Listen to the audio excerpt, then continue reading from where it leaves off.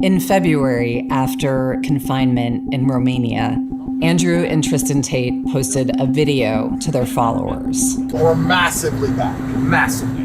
They were in a private plane being whisked to Florida. Since 2022, they had been under criminal investigation in Romania. They had both been accused of trafficking dozens of women into a porn business that they ran. Andrew had also been accused of raping one of those women and of having sex with a 15-year-old. Prosecutors in Romania had prohibited them from leaving the country. Feel that? It's the feeling of leaving Romanian soil. This moment is the culmination of years of efforts by the Tates to cozy up to conservative influencers, members of the Trump family, and administration officials.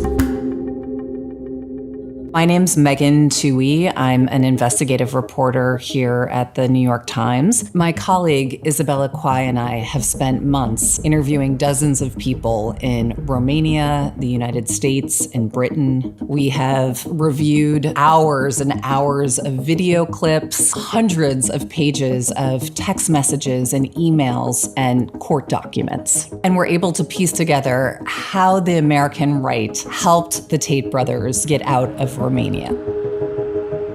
Andrew Tate and his brother Tristan are major stars in the so-called manosphere. Welcome to the party, gentlemen. He-Man, woman haters party. It's a man's party. Andrew is a former professional kickboxer who built a huge online following, preaching unapologetic masculinity and chauvinism. All of history was built by men, always has been. If a woman is going out with a man, she belongs to that man. That's his woman.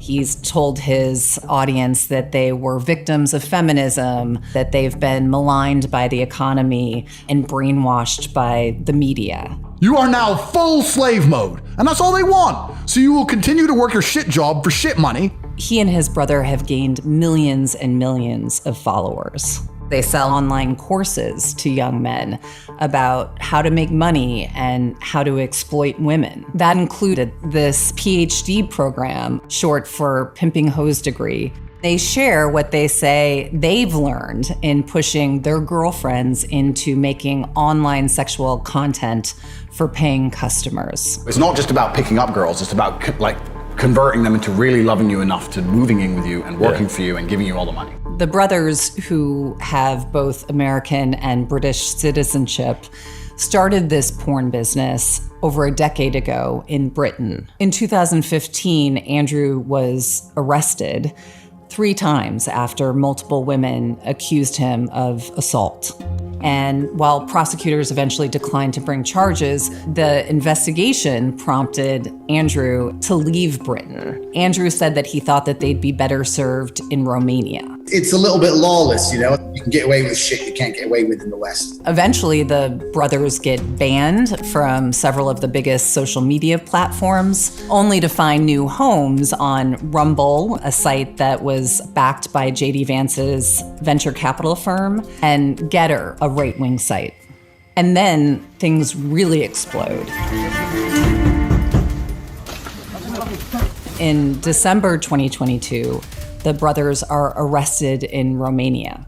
They had been under criminal investigation for several months after a complaint that an American citizen had been held by them against her will.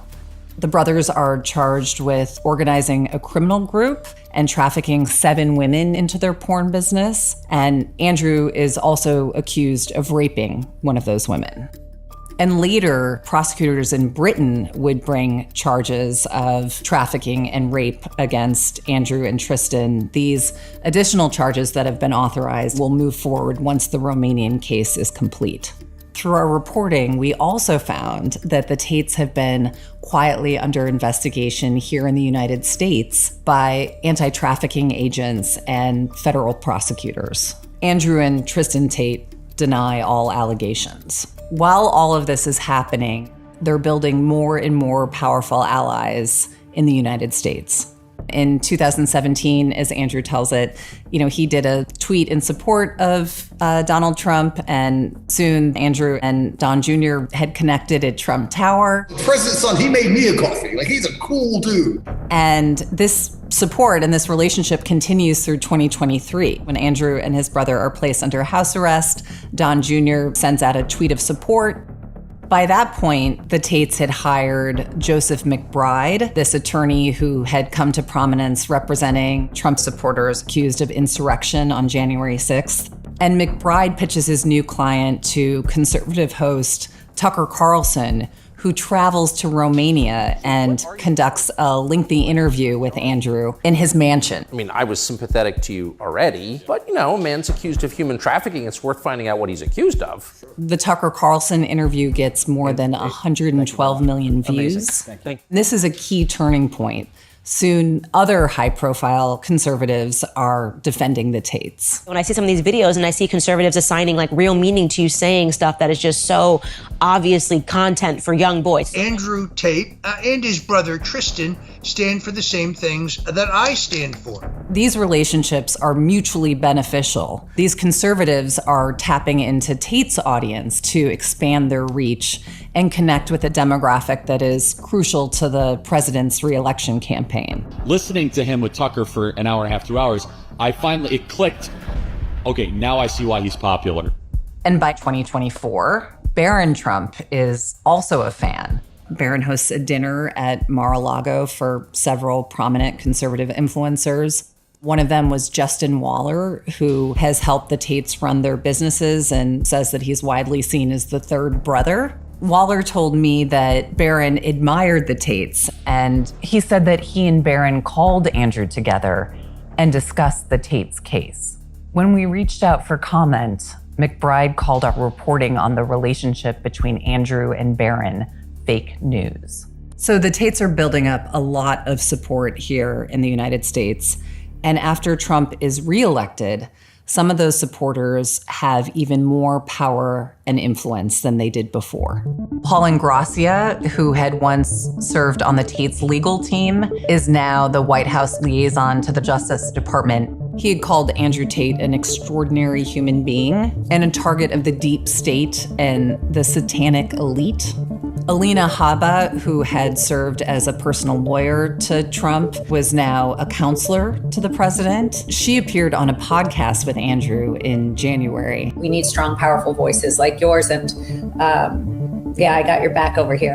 And this man, Richard Grenell, a special diplomatic envoy for Trump, discussed the Tates case with at least 2 Romanian officials. Our reporting found that one of those discussions took place last December at Mar-a-Lago with an advisor to the Romanian Prime Minister. Ponta told us that he had discussed the Tates case with Grenell. He then backpedaled and said they had not discussed the case. The other discussion was with Romania's foreign minister at a conference in Munich in February. In a statement to The Times, Grenell said it was the foreign minister who raised the issue of the Tates. His statement did not address the Mar-a-Lago conversation. The public support from some of these allies set off alarm bells in Romania. Officials at the American embassy in Romania told us that they feared what would happen if their bosses in Washington instructed them to release new passports to the Tates in violation of the Romanian criminal justice system. It didn't come to that, but an extraordinary order came down from the highest levels of the Romanian government. On February 26th, Andrew sent a text message to someone close to him that we reviewed. He had been made aware that he was going to be released. He wrote, "I have very detailed instructions from the Americans about crossing borders, phones, passports, etc. I can't say more. This goes into instant effect." The next day, the Tates file a request that prosecutors lift their travel bans and return their passports. We spoke to sources who spoke to us on the condition of anonymity, who told us that the prosecutors did not want to do this. But the prime minister believed that lifting the travel bans would appease the Trump administration. He did not respond to requests for comment. In the early hours of February 27th, The brothers were driven to a private plane. No one has ever been more back than we just got.